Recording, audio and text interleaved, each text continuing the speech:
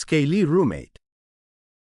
The dragon blinked his golden eyes, smoke curling from his nostrils. You want to do what? I want to live here, Princess Elaria said, brushing soot from her silk skirts. In your lair. The great beast, whose name was Barnock the Black, tilted his head. Did you hit your head on the way in? Most humans run screaming from me. You brought furniture. A pair of squires picked nervously around the boulder outside, dragging in a trunk and a tea table. I need a break, Elaria said. From court, from expectations, from all of it. Nobody looks for a runaway princess in a dragon's cave. Barnock snorted. A puff of fire lit up the stalactites above. And you thought it would be a better option? I'm a terrifying, fire-breathing, maiden-eating creature. You haven't eaten a maiden in decades, Elaria said, folding her arms.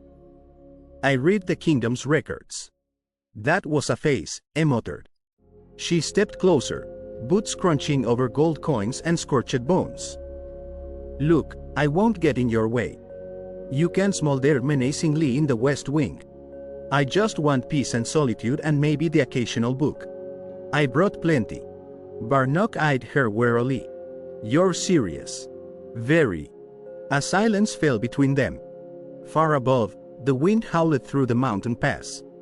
Elaria shivered slightly. Barnock noticed. You'll freeze in here. No central fire pit. No insulation. No.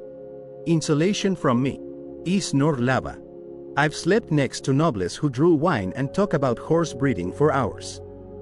I'll manage. E narrowed his eyes. What's the real reason? Royalty doesn't just walk into a monster's den for better air quality. She sighed. They want to marry me off to Prince Theodric the Moist. Barnock blinked. Moist? As a gland issue.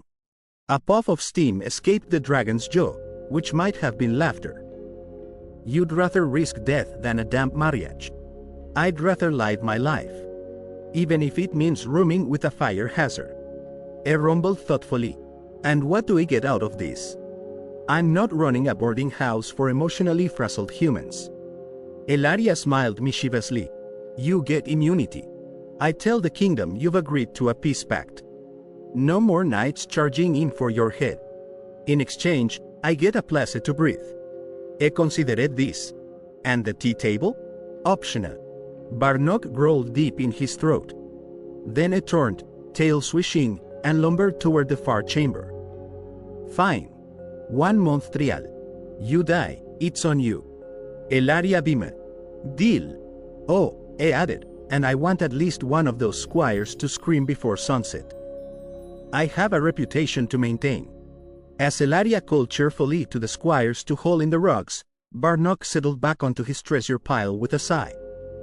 It was going to be a bizarre month.